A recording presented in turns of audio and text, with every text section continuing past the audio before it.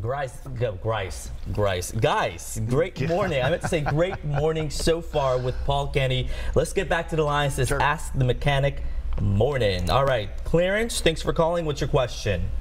Yes, good morning, fellas. Morning. I've got a 94 F-150 that has developed a coolant leak, and I tried some of the stuff you buy where you shake it up and pour it in, liquid aluminum stuff, and it worked for a little while, but it's gone back to leaking like it was originally. I wanted to find out if it was all right to continue, try it again, or would that mess it up, or should I just take it to the shop, or continue trying? Was that a good way to go, or not? Well, a small leak you can use some sealer on, and if one attempt doesn't work, I really don't recommend doing a second attempt, because that sealer, that particulate that's in that sealer, the aluminum seal, all that, it's going somewhere. Now, it may not stop up the intake manifold leaking, but it sure as heck may stop up your heater core or the bottom of your radiator. So unless it's just a have-to situation, and it depends on where you're leaking too. The different products that are out there now are for different leaks. You can buy stuff for radiator leaks. You can buy stuff for head gasket leaks. Try to determine where your leak is and see if you use the correct thing. AlumaSeal is good for head gasket leaks if they're small, but you're also looking at a lot of pressure for that particular gasket. If it is a radiator or an intake, there's a product named K-Seal, but I would not continue to just pour sealer, and you're going to stop something up. And if it's leaking a whole lot, a sealer's not going to work. You've got a major leak, it's not going to fill that big a gap. Good. All right, good luck. Moving on to Lucy. Hey, y'all. Hey, good morning. Hey, good morning. Good morning. I don't want to drive you crazy, but I caught part of that call with the guy about the fuel pump and the jet mechanic call. Right. Okay, I came in on the part where he was talking about the service technician taking the intake technician, the service wreck. Was that a GM by any chance, or Chevy? No, it was a Dodge. Okay. Yeah. Because I've got two similar kind of questions, kind of a little electrical. And can I offer some advice to that gentleman? If that was a dealership, they put these service advisors in an awkward position. It's almost like a political position these days, and they're really there now to keep them off the manager. If I was him, I would call the owner of the dealership and speak directly to the owner. And like he said, he didn't want to complain, but sometimes they put people in those positions that are related to somebody, and they really don't need to be in those positions. Well, and the owner needs to know about it too. He's got to keep his people tuned up. Dealership, people don't realize that's where they make their money, is in service. Right. But anyway, I wanted to ask you about two Chevy products real quick. All right. One is, a guy was telling me to be careful because I have a 99 Astro van, and the ignition kind of sometimes stays on a little bit. And, when you turn on the key, you can hear the fuel pump running, okay? Yes, he ma'am. told me that a common problem with those burning up fuel pumps was the coolant sensor grounds that fuel pump out somehow or another, or connects that switch.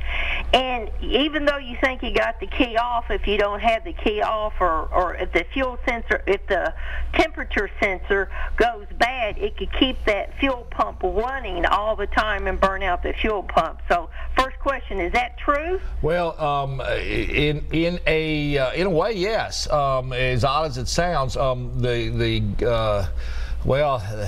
coolant fans, fuel pump, all run basically on the same circuit. Your fuel pump's going to run off of two things. One, if the engine's turning over and started, it's getting an RPM signal. The other thing that turns it on is actually your oil pressure sending unit. That's what it was. Yes. So it wouldn't be the coolant, but the oil pressure sending unit. Kind of unusual though. Did not see that many problems with Astro vans, and you're talking my lingo because I started with Chevrolet and the Astro vans. I remember when they came off the trucks new. So showing my age now.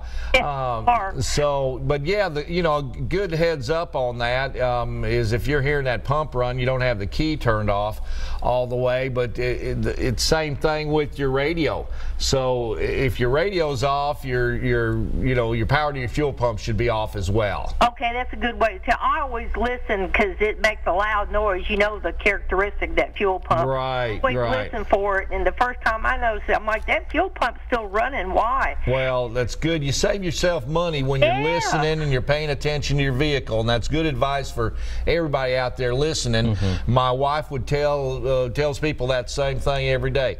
Pay attention to your car. Listen for noises, rattles, bumps, squeaks. It's going to have some, but you get to know your car. You know what's normal and you know what's expensive to fix. Yes, ma'am. The second question is about, I think it's like a Tahoe Suburban around a 2006. Okay. I helped some people out here a few weeks back. They were broke down on the side of the internet. I don't even have the internet. On the internet. We're internet crazy, are we? I know, it's messing us up, isn't it? Yeah. But anyway, they were broke down and they barely got off the road. She says, I ran out of fuel. They had all electric windows and doors. I don't like that stuff, but that's what they had. They were disabled, and he couldn't get out of the vehicle. She could. She barely had her window down a little bit, and he wasn't able to get out, and they had dogs in there. And I'm like, what? Why can't you roll down your window? She says this. She says, when I run out of fuel, this is a Chevy product, when I run out of fuel, what it does is it kills all the power. And I'm like, I've never heard that before. But sure enough, a kid pulled over. We got a gallon of gas off his lawnmower truck in there. And then he had a battery booster because it still wouldn't start. And we boosted it up, and it kicked over. Now, was that related to her running out of fuel, or was it something else? Because I'm starting to wonder about these GMs. That's my question. If you want me to, I'll hang up and listen to you off the air. All right, Lucy, thank you. Oh, Lucy, you're smarter than you think you are, because your indications on that, something wasn't right, and you knew it. Running out of gas is not going to kill the battery if you turn the key off. You know, if you run out of gas, you sit on the side of the road, you try to run the fans inside, it's going to run the battery down. The fact that they had to put gas in it and then turn around and boost it off or jump it off with a jumper box, whatever, tells me that they had an electrical issue as well. And man, sounds like a vehicle that, number one, you shouldn't be running out of gas in, and you shouldn't be taking the dogs and getting out there if you're disabled, because that could become a real dangerous situation real fast in this heat. So thank God you were there, stopped and helped them out, and the story ended well, instead of being with these guys on the news at 10 o'clock about what a tragedy happened. I mean, we've never done a story of being stuck on the internet, so yeah. Interstate. We love Lucy. All right, James, thanks for calling. What's your question?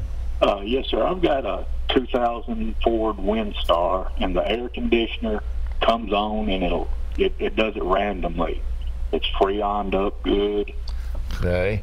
When you say it comes on randomly, are we talking about the blower or the temperature? The temperature, sometimes it'll fire up right off the bat, and then sometimes you can drive it to almost to where you're going before it decides it wants to turn on. Okay. And can you hear the clutch on the compressor when you turn it on? You know, that click as soon as you turn it on comes from out under the hood. You know what I'm talking about. Yes, sir. The clutch will kick on, just I said, randomly. I've started to almost jump a hot wire, to see if the switch would come on, without the switch. But I'm not sure. I don't want to take the dash apart without. Right. No, don't do that. Look and see. You should have a pressure cycling switch on there, which measures the amount of freon that's in the vehicle. Now, if you're absolutely sure you've got the correct amount in, you didn't just hook up a can parking lot AutoZone, because having too much can hurt you, having too little can hurt you. But if you know all that's good, the pressure cycling switch may be going bad, and it's not able to read that, and that's where the voltage will stop between the switch and the AC compressor. compressor outside. So I would check that, but be sure you have the proper amount in, because these newer cars are pretty sensitive to 1 or 2 ounces, and I get a lot come in that are overcharged because somebody's tried to do it themselves, and that can hurt you too and make the thing not work correctly. Right. Good luck on that. Yeah, it's awful hot out there. Yeah. All right, we know we have some callers waiting. We'll get to your calls in just a minute, but yes, we'll have much more with Paul Kenny on Morning Rock and Roll.